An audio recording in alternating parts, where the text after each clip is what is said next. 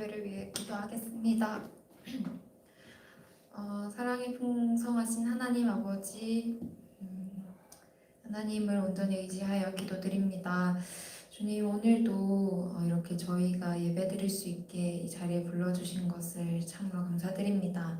하나님, 저희가 예배드릴 때에 정말 희생 제물 되신 예수님을 온전히 의지하여 예배하기를 소망합니다. 하나님, 저희 안에 예수님을 찾는 갈급함을 허락하시고 예수님을 간절히 우리의 구원자로 모시는 우리의 심령의 그 가난함을 허락하여 주시옵소서. 우리의 마음이 더욱더 가난해지고 우리의 마음이 더욱더 주님을 찾을 때에 하나님께서는 우리를 기쁘게 받아주시고 우리를 친히 찾아와 주시는 줄 믿습니다. 하나님, 우리의 일상 가운데에서 참 잘 살아가고 있는 가운데 있지만 그 잘 살아가고 있는 것이 하나님이 늘 함께 하셔서 잘 살아가고 있는 것인지 아니면 하나님 없이 우리가 우리의 힘으로 잘 살아가고 있는 것인지 분별조차 되지 않고 있는 삶을 살 때가 너무나 많습니다. 먼저 분별하지 못하는 우리의 부족함을 주님 정말 불쌍히 여겨주셔서 우리가 오늘의 말씀을 통해서 또 오늘의 예배를 통해서 또 하나님과의 깊은 교제를 통하여서 내 삶이 정말 주께서 뜻하시는 바대로 주께서 인도해 주시는 길에 순종하며 나아가고 있는지를 늘 주님께 여쭙고 주님 말씀에 귀 기울이고 순종하며 살아가는 그런 지혜의 자들로 살아갈 수 있게 하나님 우리 다솜 청년부를 주님 지켜주시옵소서. 주님, 더더욱 잃어버린 우리의 동료들과 우리의 동역자들이 더욱더 생각납니다. 하나님, 주님께서 찾으시는 자들, 주님은 절대 포기하지 않으시니 우리도 또한 기도하며 중보하며 그들을 부르고 기도하게 하시고 우리가 정말 한 마음으로 주님에 대한 갈급함을 모든 우리 다솜 지체에게 허락하셔서 하나님을 만나는 기쁨 동일하게 누리게 하시고 하나님을 동일하게 찬양할 수 있는 그 날을 주님 속히 허락하여 주시옵소서. 주님, 코로나로 인하여서 또 많은 시간이 흐르고 있습니다. 이제는 코로나가 우리의 어떠한 예배를 방해한다라는 생각이 들지 않습니다. 하나님, 온전히 우리가 우리의 신앙을 하나님께 의뢰할 수 있게 하시고 하나님께 의지할 수 있게 하셔서 우리가 건강한 공동체로 세워질 수 있게 우리 다솜 청년부와 또 예동교회를 주님 함께하여 주시옵소서. 오늘 목사님의 말씀을 통해서 하나님의 뜻 간절히 알기 원합니다. 목사님께 더욱더 은혜의 장중에 붙드셔서 정말 믿음으로 말씀 선포하게 하시고 우리는 믿음으로 주의 말씀 들을 수 있게 도와주시옵소서. 감사합니다. 예수님 이름으로 기도드립니다. 아멘.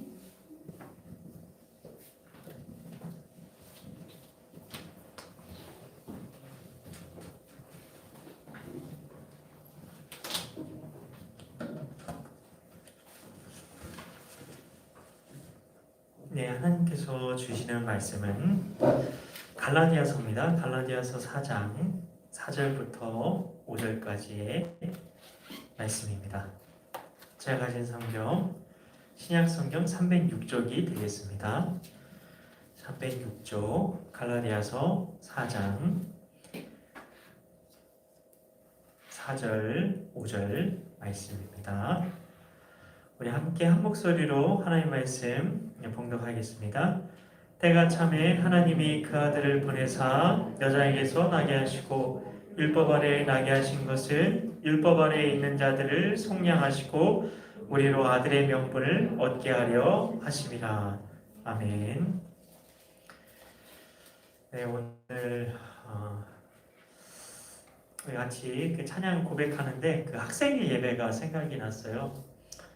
그래서 하나님의 사랑 안에서 우리가 얻는 그런 안식, 쉼에 대한 그런 찬양을 이렇게 고백을 했었는데, 이렇게 오늘 그 마커스 찬양도 그런 것 같아서 정말 수고하고 무거운 그런 인생길을 걸어가고 있는 여러분 모두에게 정말 하나님께서 주시는 정말 그런 생명수로 인해서 그런 회복의 은혜가 하나님께서 주시는 참된 그런 안식의 은혜가 오늘 예배 가운데 있었으면 좋겠다 그런 마음들이 너무나 간절했고요.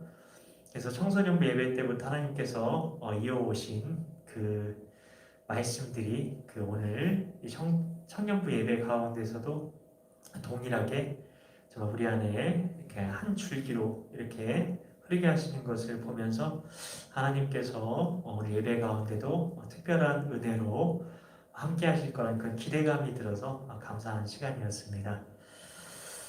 우리가 지금까지 살펴보았던 그 스토리는 인간은 결국 구원받아야 할 만큼 타락했고 구원이 필요한 심각한 상황에 빠졌다는 거였죠. 여기서 우리가 주목해 볼 두 가지 그 진리가 있는데요. 그것은 구원자가 누구인가에 대한 진리, 영어로는 who라고 할 수 있고요. 그리고 다른 하나는 구원의 방법에 대한 진리입니다. 영어로는 how가 될 수 있을 겁니다. 먼저 who에 대해서 살펴보려고 하는데요. 창세기 3장 15절에는 하나님께서 어떤 구원자를 통해 우리를 구원하실 것인지에 대해서 나와 있습니다. 누구를 구원하려면 구원자가 자격도 되고 능력도 있어야겠죠. 자기 하나 더 혼자서 비실거린다면 누구를 도울 수가 없는 겁니다. 여러분, 저랑 만약에 이렇게 바다에 갔는데 물에 빠지셨는데 저를 의지하시면 안 됩니다. 같이 이렇게 빠지는 수가 있어요. 네, 이런 것처럼 누군가 우리가 의지하려면 우리를 구원할 사람으로서 의지하려면 그 사람은 자격도 되고 능력도 돼야 한다는 것입니다. 그래서 하나님께서는 구원자가 어떤 자격을 가져야 어떤 상황에서도 우리를 건져낼 수 있는지 그거에 대해서 구체적으로 분명하게 계시를 해주시는 겁니다.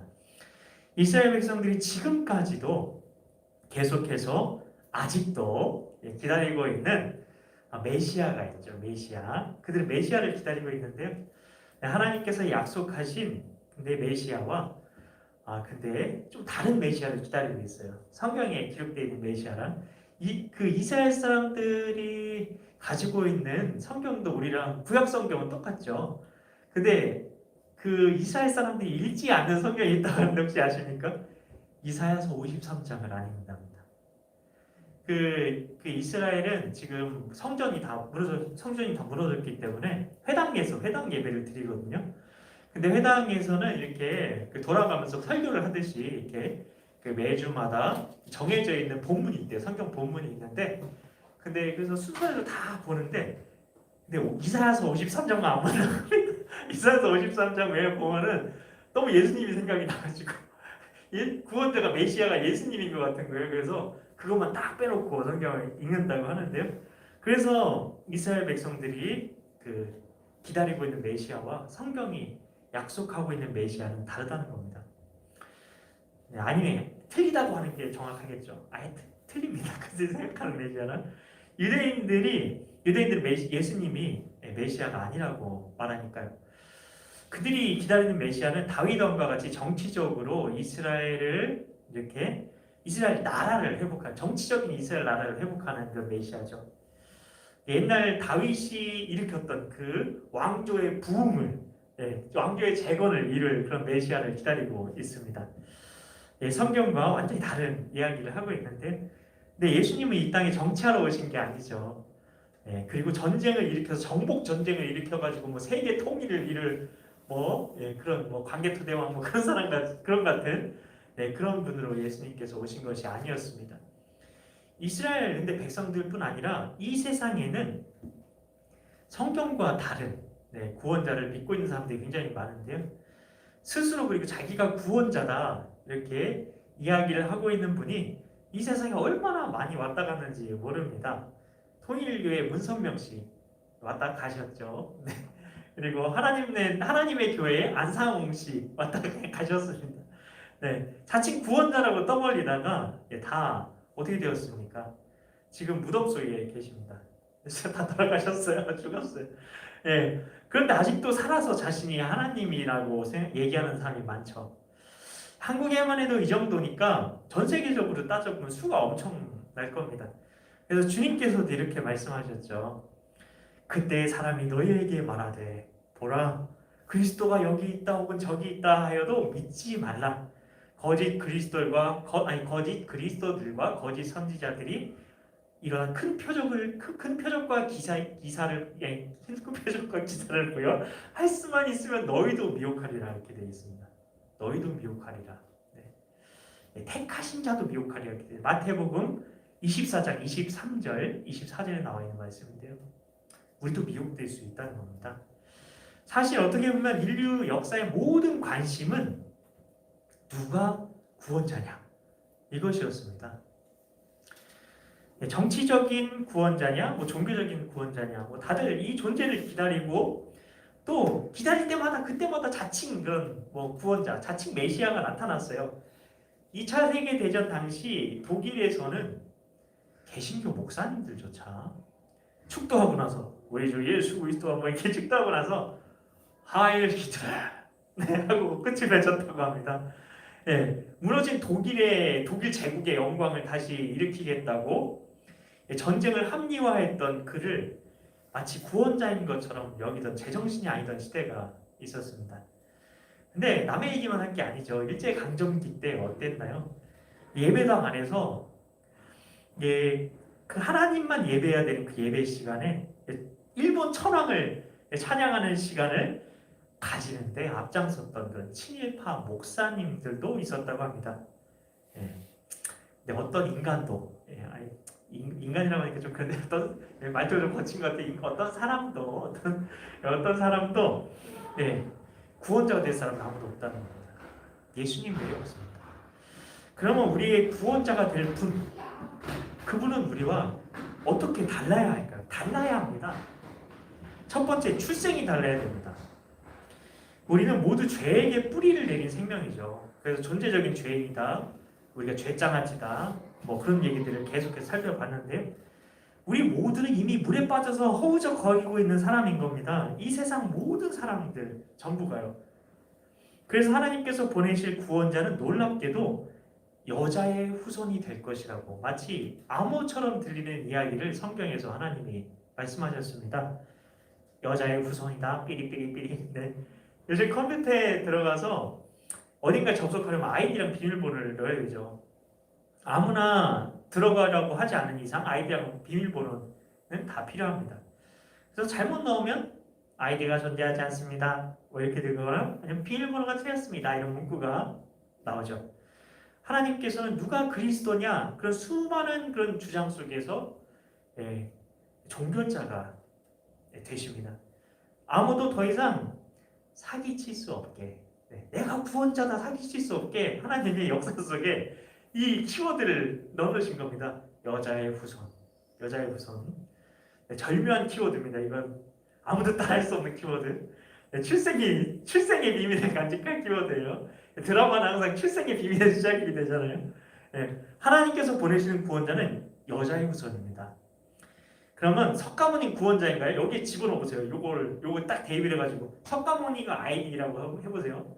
그리고 안상홍 뭐 그런 사람들 있잖아요. 그 사람들 그걸 아이디라고 치면 거기에다가 여자의 후손이라는 패스워드를 딱 넣어보십시오. 그러면 당연히 삑삑삑삑삑 사기침 아이디가 맞지 않음 이렇게 정확하게 나올 겁니다. 왜냐하면 그 여자의 후손이 아니기 때문입니다. 안상홍도 여자의 후손 아니었고 그리고 뭐 석가모니도 여자의 후손 아니었습니다. 아무도요. 마호메트도 뭐도 다. 그래서 성경이 맨 처음에 원복음이라고 하죠. 지난주에 우리 하도균 목사님 모셔서 얘기를 하셨는데 최초의 복음에 나와 있는 최초의 복음에 그 여자의 후손이라는 말이 나와 있는데 이렇게 돼 있죠. 여자의 후손은 내 머리를 상하게 할 것이요 너는 그의 발꿈치를 상하게 할 것이니라. 왜 굳이 구원자가 여자의 후손이라고 하셨을까? 여자의 후손이라는 것은 자연스러운 출생을 말하는 게 아니죠. natural birth. 자연 출생. 제가 무슨 지금 콩글리시를 만들어봤는데 맞는지 모르겠어요. 내추럴 버스가 자연 출생이. 구원자는 여자의 후손이라는 겁니다. 내추럴 버스가 아니에요. 보통 후손이라고 하면 남자의 후손을 말하죠. 세상에서는 이렇게 구별을 하는데 이건 성적인 차별을 얘기하는 게 아닙니다. 옛날에는 자연스러운 출생이 부정 모혈이라고 이렇게 생각을 했습니다. 부정. 아버지에게서는 정신을, 어머니에게서는 피를 물려받았다. 그래서 부정모혈 이렇게 생각을 했는데요. 옛날에는 인간이 남자의 후손이라고 믿었다는 겁니다. 왜 그럴까요? 우리를 죄와 사탄으로부터 구원하려는 구원자가 되려면 그는 죄 없는 생명이어야 하기 때문입니다. 그가 우리 죄를 없애려고 나타내신 것을 너희가 안 하니 그에게는 죄가 없느니라. 그에게는 죄가 없느니라. 우리 아까 그 세이자님도 기도해 준 것처럼 정말 우리가 날마다 정말 내가 얼마나 그 죄에 대해서 연약하고 날마다 넘어지는지 안다면 이 말씀이 얼마나 놀라운지 알 것입니다. 죄가 없대요. 죄가 없답니다. 요한일서 3장 5절에 예수님은 죄가 없으시대요. 정말 놀라운 거죠. 이 말씀처럼 구원자가 되려면 그가 죄 없는 생명이었어야 한다는 겁니다. 죄가 있으면 자기 죄값을 치기도 바쁜데 남의 죄값을 치르고 말고 그런 거 할 것도 없죠. 사형수만 모아놓은 간방이 있다고 한번 가정을 해보겠습니다. 여기가 그 간방이라고 생각해보세요. 우리가 또 사형수야. 여기 사형수 1번 뭐 이런 식으로 해서 다 있는 거예요. 저도 했쓰고. 네, 1호 간방에 있었던 그 사형수의 사형이 집행되는 날이 왔네요. 교도관들이 1호 간방 죄수 곽지연 나와! 하고 부르자 그래서 제가 나가는 거예요. 네. 악랄한 그 죄인 곽지연이 나가지 않는 발광을 합니다. 안 나가! 막 하면서 나 죽기 싫어! 막 이러면서 나중에는 울고불고 나 죽기 싫어! 나 안 나갈래! 살려주세요! 엄마! 그러면서 야단이 났습니다. 2호 감방에서 근데 2호 감방에서 사형을 기다리던 사형수가 듣다가 견딜 수가 없었습니다. 너무 마음이 아픈 거예요. 특히 엄마 부르는데 그만 가슴이 무너져 내린 겁니다. 끌려나가는 1호 사형수를 바라보다가 창살을 붙잡고 너무나 진지한 표정으로 교도관을 부릅니다. 이보시오. 내가 저 사람의 간절한 외침을 듣고 태어나서 처음으로 인간다운 눈물을 흘렸어. 차라리 나를 죽여주시오. 내가 저 사람을 위해 대신 죽겠어. 나를 데려가시오. 눈물 없이 볼 수 없는 감동적인 드라마가 연출이 된 겁니다. 그때 우락부락하게 생긴 교도관 한 분이 무심한 표정으로 뚜벅뚜벅 걸어오더니 쇠창살을 붙잡고 진지하게 눈물의 호소를 하고 있는 죄수의 귀를 찢어지게 잡아당기고는 말했습니다. 조금만 기다려라. 다음은 네 차례야. 남의 죄를 대신해서 죽는다는 것은 자기 죄가 있는 한 불가능한 겁니다. 자기 빚부터 해결해야 됩니다. 그러니 구원자의 첫 번째 조건은 죄 없는 생명이어야 한다는 겁니다. 그래서 여자의 후손이어야 돼요. 근데 아담의 씨로 태어난 사람 중에 죄 없는 생명이 한 사람이라도 있나요? 로마서 5장 12절 말씀처럼 아담 한 사람으로 말미암아 죄가 세상에 들어오고 그 죄 때문에 사망이 왔는데 이 땅에 온 남자의 후손, 즉 자연적인 출생을 통해 태어난 인간 중에는 아무도 죄와 무관한 자가 있을 수가 없다는 겁니다. 의인은 없나니 하나도 없으며 의인은 없나니 하나도 없으며 의인이라는 건 죄가 없는 사람을 말하는데 단 한 사람도 없다는 겁니다. 죄와 무관한 인생이 아무도 없다는 것이 성경의 진단입니다. 그런 의미에서 구원자는 여자의 후손이 되어야 합니다. 죄 없는 생명이면서 아담의 부정 모혈로 오지 않은 사람이 구원자이고 구원자는 인간 중에는 단 한 사람도 없다는 것입니다. 그러면 인간 이상의 생명을 찾아야 하는데 다른 것이 없습니다. 하나님의 생명밖에 없다는 거죠. 그렇기 때문에 구원자의 자격으로 신성이 요구되는 겁니다. 우리가 하나님께 죄를 지었다는 말은 하나님의 의가 깨뜨려졌다는 것입니다. 말씀을 전하는데 자꾸 세이자매님 기도가 자꾸 떠오르네요. 목사님이 믿음으로 말씀을 전하게 해주세요.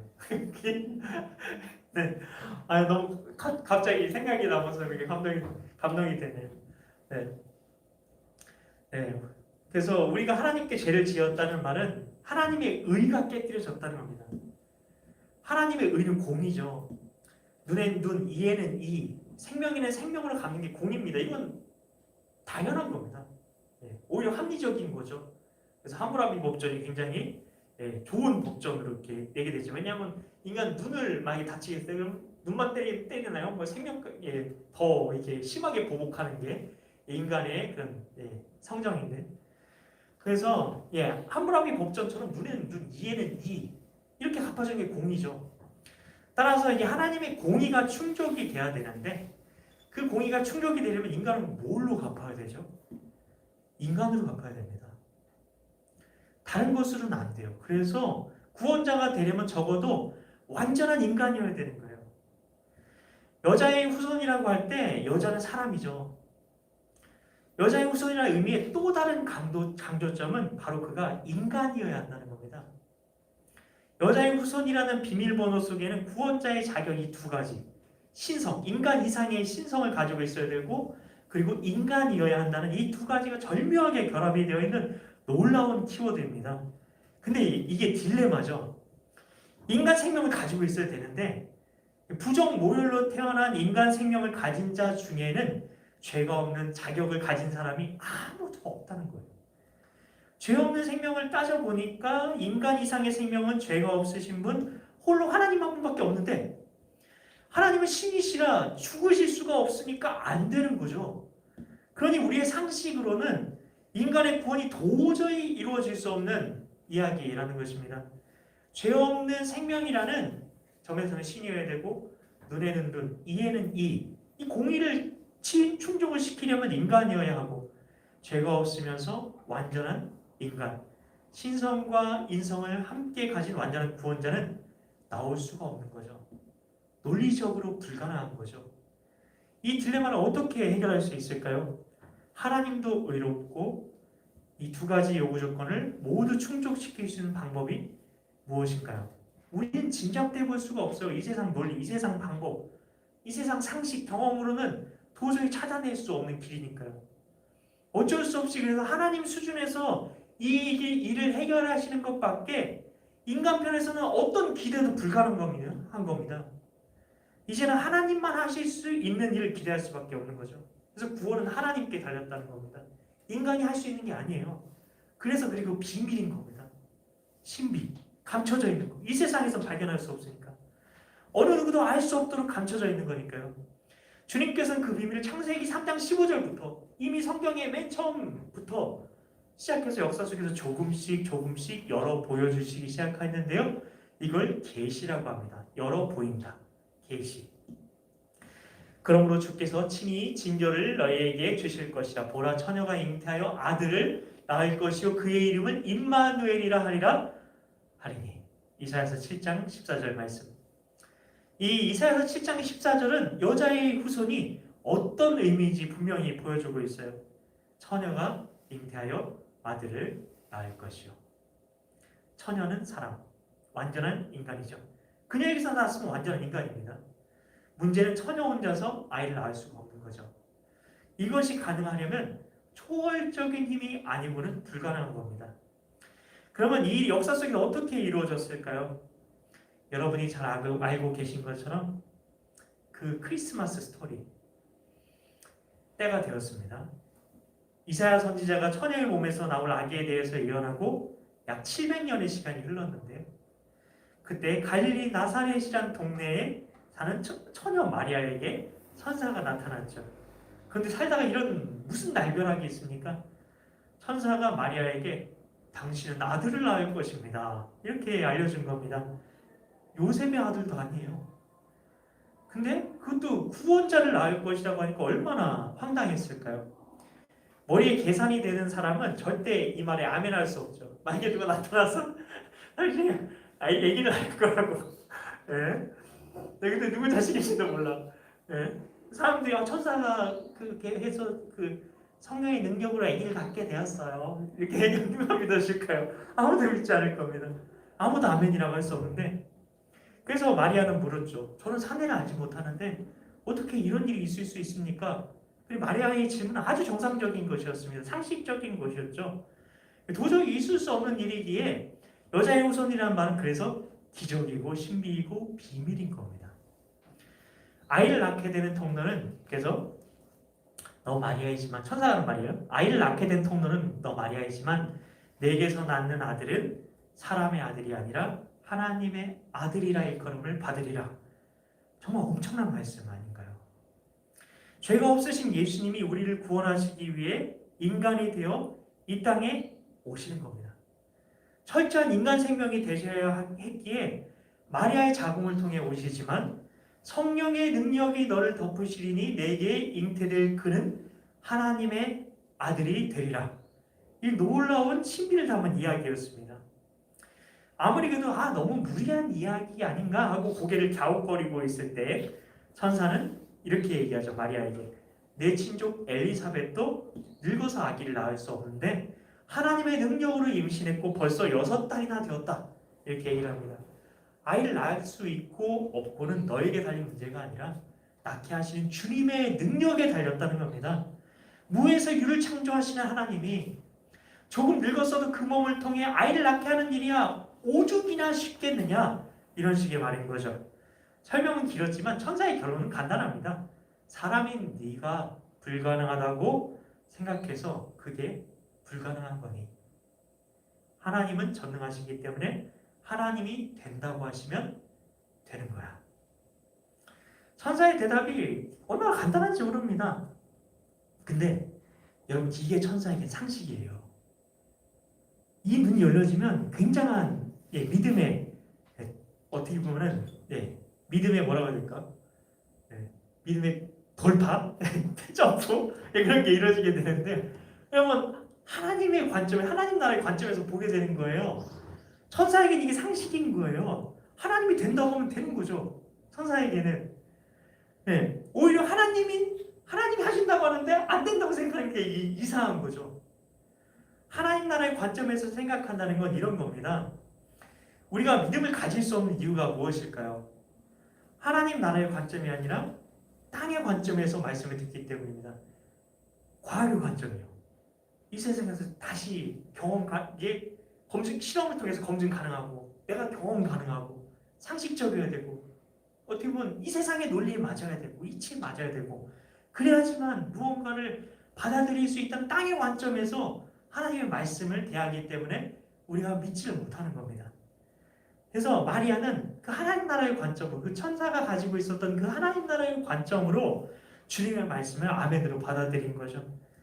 마리아는 당시 20살도 안 됐던 것으로 이렇게 알려지고 있는데요. 이 어린 딸의 믿음이 얼마나 완전했는지 이런 대단한 믿음의 고백을 하는데요. 주의 여종이오니 말씀대로 내게 이루어지이다. 주의 여종이오니 말씀대로 내게 이루어지이다. 나는 불가능하지만 주님께서 된다고 하시면 된다는 거죠. 이루어진다는 거죠. 그래서 우리는 진리가 결론이 되게 해야 합니다. 내 경험과 한계가 아니라고 한다고 그게 결론이 될 수는 없는 겁니다. 하루에도 수없이 변하는 내 감정이 결론이 될 수가 없는 겁니다. 주님이 결론이십니다. 진리가 결론입니다. 그 진리를 결론 삼는 것이 바로 믿음입니다. 드디어 때가 찼고 처녀 마리아에게 알리신 그대로 마침내 메시아가 처녀의 몸에서 태어나시게 됐죠. 그게 바로 오늘 말씀인데요. 같이 한번 갈라디아서 4장 4절 5절 말씀을 읽어볼까요? 때가 차매 하나님이 그 아들을 보내사 여자에게서 나게 하시고 율법 아래에 나게 하신 것은 율법 아래에 있는 자들을 속량하시고 우리로 아들의 명분을 얻게 하려 하심이라. 아멘. 이제는 내가 하리라 말씀하시는 겁니다. 하나님이 이제는 내가 하리라. 그렇게 외치신 하나님께서 도저히 불가능해 보이는 모든 딜레마를 해결하시고 완전한 자격을 가진 구원자를 우리에게 보내시기 위해서 어마어마한 선택을 하신 거죠. 죄 없는 생명이신 하나님의 아들을, 생명을 주시는데 게다가 하나님의 아들을 인간이 되게 하시려고 때가 차니까 그 아들을 여자에게서 나게 하셨다는 겁니다. 생각해 보십시오. 그 하나님의 아들 예수님이 여자에게서 나려면 어떻게 되어야 하는지, 천지를 창조하신 창조주입니다. 예수님이 삼일체시니까요. 그 창조주가 피조물이자 존재적인 죄인, 마리아도 죄악된 생각으로 그랬을 거 아니에요. 마리아도 죄인이었으니까 끊임없이 죄에게 넘어지고 연약한 그 더러운 그런 마음도 가졌을 거고, 그런 죄인인 여자의 자궁에 예수님이 세포로 착상이 된 거죠. 세포로요. 그리고 세포 분열이 되셨어요. 그 속에서 자라셨죠. 탯줄을 달으셨죠. 그리고 태어나셔서 아기들처럼 모유를 드시고 걸음마를 떼시고 언어를 지으신 하나님이 말을 배우셔야 되고요. 물론 걸음마를 하려면 걸음마도 배워야겠죠. 그리고 점점 인간이 되어져 가신 거죠. 완전한 인간의 생명으로 우리를 대속하셔야 됐기에 완전한 인간이 되셔야 했기 때문이었습니다. 탄생의 그 성장에 한순간도 슬쩍 넘어가지 않으시고 처음부터 끝까지 철저하게 우리와 똑같은 생명이 되시기 위해서 하나님께서 선택하신 이 일은 왕이 노예의 신분이 된 것과 같이, 아니 그것과 비교할 수 없이 어떻게 보면 잔인한 일이었습니다. 상상할 수도 없고 어떻게 해서도 안 되는 이야기일 수도 있습니다. 우리가 요청할 수 있는 게 절대 아니었죠. 하나님의 뜻이라고 하지만 우리로서는 정말 그 의미를 안다면 감당하기에 너무 벅차야 마땅한 거죠. 우리가 아무리 강아지를 사랑한다 하는데 우리가 강아지 얘기 우리 희영자매랑 우리 세기자매랑 어제 강아지 얘기 좀 했던 것 같은데요. 예? 개 갑자기 생각나는데 요즘에 그 차 뒤에다가 우리 애를 먼저 구해주세요. 그리고 혈액형을 이렇게 써놓는단 말이에요. 근데 어떤 사람들은 그 뒤에다가 저보다 우리 개를 먼저 구해주세요. 그렇게 써놓는 사람들이 있답니다. 예, 우리가 아무리 강아지를 사랑한들 개와 교제하고 싶어서 개 뱃속에 들어가 개가 되어 태어나고 개의 말을 배우고 이렇게 할 분이 있을까요? 가능하다고 해도 그렇게 할 사람이 없겠죠. 강아지나 우리나 근데 같은 피조물의 입장이잖아요. 같은 피조물인데도 할 수가 없는 거예요. 그런데 천지를 창조하신 그 하나님, 우주보다 크신 하나님이시죠. 네, 그 하나님, 그 조물주이신 하나님이 피조물인 인간이 되려고 낮아지셨다는 겁니다. 자기 아들을 보내어 여자에게서 나게 하셨다는 거예요. 존재적인 죄인인 여자에게서. 율법을 제정하시고 심판하시는 하나님이시잖아요.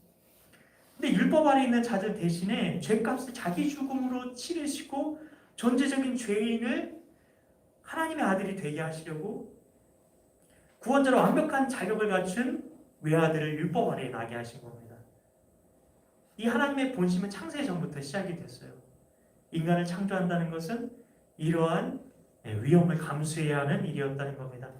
그러나 하나님께서 얼마든지 상황에 따라서 마음을 바꾸실 수도 있지 않을까, 인간인 우리의 입장에서는 충분히 생각해 볼 수도 있는 것이었습니다.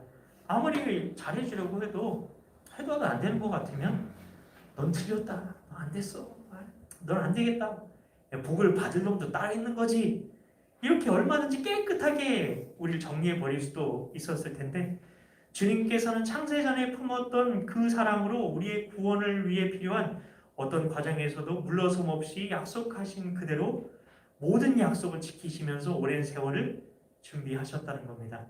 그리고 때가 찼습니다.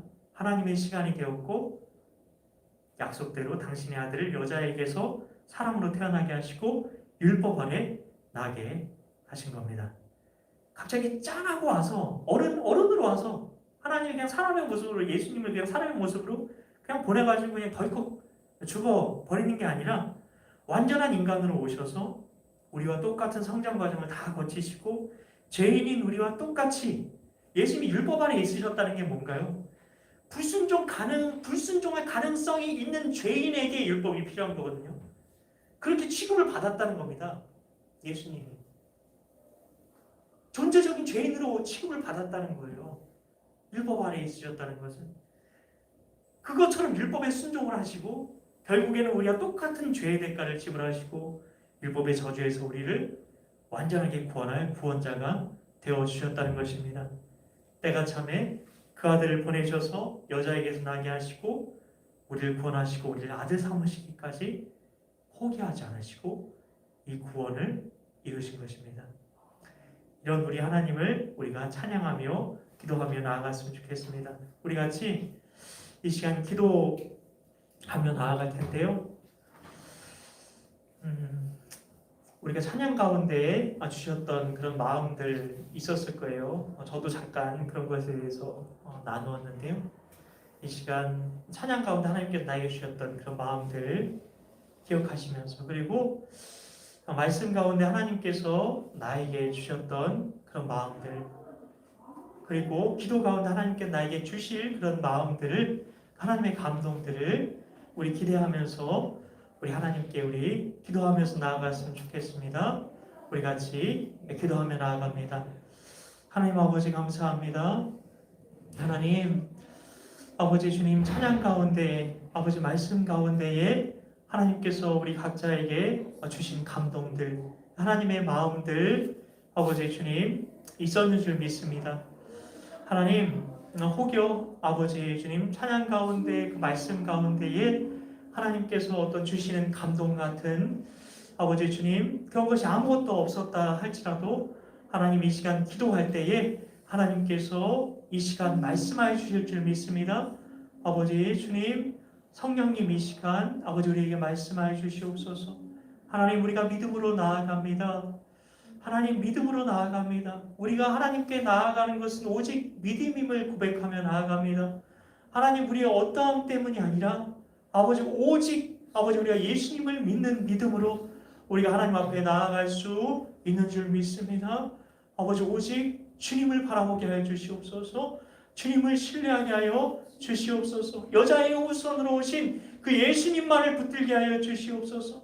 구원자는 오직 여자의 후손으로 오신 예수님밖에 없다는 것을 아버지 이 시간 우리가 아버지 다시 한번 기억하며 아버지 예수님만 아버지 우리가 의지하며 바라보며 아버지 주님께로 나아가게 하여 주시옵소서.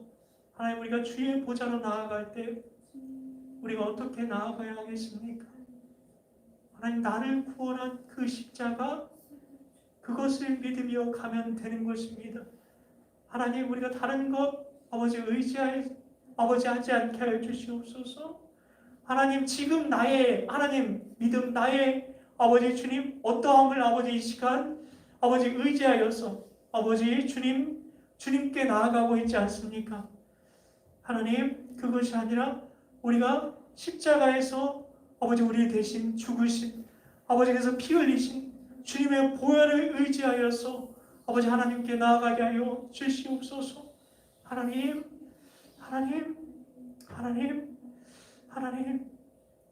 감사합니다. 하나님 여자의 후손으로 오신 아버지 그 예수님의 아버지 그 놀라우신 그 사랑 아버지 그 주님 그 복음의 비밀 그 복음의 신비를 하나님 이 시간 우리가 깨닫고 알게 하여 주시옵소서. 주님 누리게 하여 주시옵소서. 하나님 예수님께서 하나님의 아들 예수님께서 아버지 사람이 되신 하나님 아버지 여자의 몸에서 나시기 위해서 하나님 존재적인 아버지 죄인의 그 몸에 아버지 주님 세포가 되어서 아버지 착상이 되시고 새벽 분열을 하시고 하나님 만물의 창조주이시고 아버지 만물의 아버지 주님 공급자이신 하나님께서 아버지 주님 탯줄을 통해서 영양분을 공급받으시고 하나님 아버지 여자의 몸에서 나셔서 하나님 어머니의 품에 안겨서 하나님 아버지 생명을 아버지 이어가시고 하나님 아버지 주님 전지전능하신 하나님께서 못하실 것이 없으신 하나님께서 아버지 걸음마를 배우시고 하나님 말씀이신 하나님께서 아버지 말을 배우시고 하나님 우리가 무엇이기에 하나님 그렇게까지 나눠주셨습니까? 하나님 우리가 무엇이기에 그렇게까지 나눠주셨습니까? 하나님 우리가 무엇이기에 그렇게까지 우리를 사랑하셨습니까?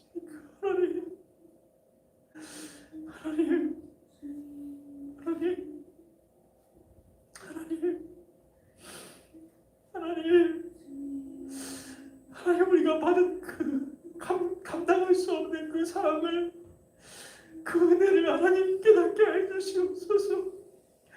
그 은혜가 우리 삶에 사무치게 하나님 아버지 우리 삶에 새겨지게 하여 주시고 우리 심령에 새겨지게 하여 주셔서 오직 하나님 우리가 하나님 주님을 더욱더 사랑하는 그 자리로 나아가게 하여 주시옵소서. 아버지 주님, 수고하고 무거운 짐진 자들아 다 내게로 오라. 내가 너희를 쉬게 하리라 말씀하셨습니다. 하나님, 우리 지체들 너무나 피곤하고 하나님 고나고 아버지 인생 속에서 하나님 인생의 아버지 광야 속에서 너무나 지치고 힘든 가운데 있습니다.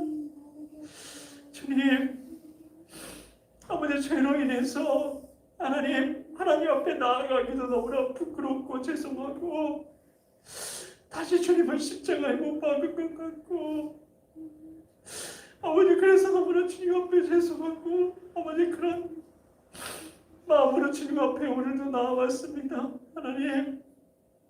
하나님 그 더러운 죄 가운데 날마다 반복해서 습관적으로 넘어지고 쓰러지고 다시 주님께 나와 죄송하다고 하는 아버지 그런 반복된 삶으로 인해서 주님 앞에 너무나 죄송하고 아버지 때로는 이제는 어떻게 주님께 회개해야 될지도 알지 못할 것 같이 아버지 그런 아버지 주님 깨어진 마음을 가지고 주님 앞에 나온 아버지 당신의 사랑하는 자녀들이 있습니다. 하나님 이런 우리를 향해서 주님께서는 우리의 더러움 아버지 그것을 먼저 보시는 것이 아니라 당자가 돌아왔을 때에 그 당자를 하나님 씻기고 안아주신 것이 아니라 그 더러운 옷을 입고 온 그 아들을 향해서 달려가셔서 그를 안으시고 아버지 사랑한다고 얘기하시고 맨발로 온 그 아들을 사랑받는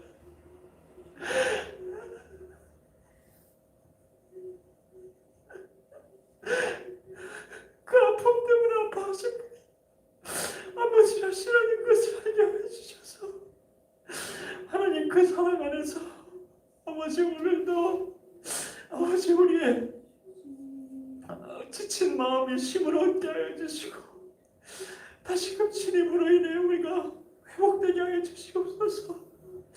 여자의 우선이라는 아버지 주님 아버지 진리 안에서 하나님 우리가 다시금 일어나게 하여 주시고 우리를 너무나 사랑하시는 아버지 주님의 그 감당할 수 없는 은혜 앞에 하나님 우리가 우물가의 여인처럼 하나님 생수를 구하는 우리의 심령을 채우시고 목마른 우리의 영혼을 채우시는 아버지 주님의 은혜가 이 복음의 아버지 우물 가운데에 하나님 그 깊은 우물 가운데에 아버지 주님 마름이 없고 함이 없는 그 우물 가운데에 하나님 우리를 향한 모든 아버지 주님의 생수가 아버지 우리가 평생 마시고도 남을 만큼 영원히 아버지 주님 마르지 않는 그 생수로 우리와 함께하고 있다는 것을 알게 하여 주셔서 우리가 더욱더 복음의 뿌리 내리게 하여 주시옵소서. 복음의 우물에 하나님 아버지 우리가 하나님 그 우물을 길어 오늘도 마시게 하여 주시옵소서. 하나님 주님 감사합니다. 하나님 감사합니다. 하나님 감사합니다. 하나님 감사합니다. 하나님 감사합니다. 하나님 하나님 하나님 하나님 하나님 하나님 하나님 감사합니다. 감사합니다. 제가 기도하고 마치겠습니다. 하나님 감사합니다. 오늘도 하나님 울물가의 여인처럼 하나님 생수를 구하러 우리가 주님의 아버지 예배 자리에 나왔습니다. 하나님 어떻게 보면 주님 적은 인원이 모여서 하나님 드리는 우리가 볼 때는 초라한 예배처럼 생각할 수도 있겠지만 두세 사람 이상이 내 이름으로 모인 곳에 나도 그들 중에 함께하느니라 말씀하셨습니다. 이곳에 주님이 함께하십니다. 우리 안에 주님께서 그리고 함께하십니다. 그리고 우리가 드리는 그 예배를 주님께서 너무나 기뻐하십니다. 하나님, 그래서 너무나 감사하고 하나님, 아버지 오늘도 그 복음의 은혜 안에서 하나님 우리에게 생수를 마시게 하신 그 은혜 주님 너무나 감사드립니다. 하나님, 우리가 날마다의 그 삶 가운데서도 하나님 우리가 복음이신 예수님께 우리의 아버지 주님 뿌리를 내려서 아버지 생수의 근원이 되신 주님으로 인해서 아버지 우리가 살아갈 수 있는 우리가 될 수 있도록 죄의 뿌리를 내리는 삶이 아니라 아버지 생수의 근원이 되신 아버지 복음이신 예수님께 뿌리를 내려 아버지 날마다 살아가는, 내가 죽고 예수로 사는 아버지 복음의 사람들 우리 모두가 될 수 있도록 하나님 인도하여 주시옵소서. 하나님, 오늘도 아버지 주님께 물질 드린 아버지 손길이 있습니다. 아버지 주님께 아버지 드린 예물에 하나님 마음 담아서 하나님께 올려드렸사오니 아버지 그 예물 흠양하여 주시고 하나님 드리지 못한 손길들 가운데 아버지 주님 하나님께서 복의 복을 내리시고 은혜 위에 은혜를 더하여 주셔서 주의 나라와 아버지 몸된 교회를 위하여서 하나님 나라의 영광을 위해서 아버지 더 많은 것들을 흘려보낼 수 있도록 하나님께서 복의 복을 내려 주시옵소서. 하나님, 우리의 모든 인생이 아버지 주인장 중에 붙들린 인생 아버지 되게 하여 주셔서 아버지 오직 주님을 위해 빛나는 아버지 오직 주님의 영광을 위해 살아가는 아버지 우리 모두가 될 수 있도록 하나님 우리의 인생을 주님께서 친히 책임져 주시고 인도하여 주시옵소서. 믿고 감사드리며 예수님의 이름으로 기도합나이다. 아멘. 하늘에 계신 우리 아버지, 아버지의 이름을 거룩하게 하시며 아버지의 나라가 오게 하시며 아버지의 뜻이 하늘에서와 같이 땅에서도 이루어지게 하소서. 오늘 우리에게 일용할 양식을 주시고 우리가 우리에게 잘못한 사람을 용서하여 준 것 같이 우리 죄를 용서하여 주시고 우리를 시험에 빠지지 않게 하시고 악에서 구하소서. 나라와 권능과 영광이 영원히 아버지의 것입니다. 아멘.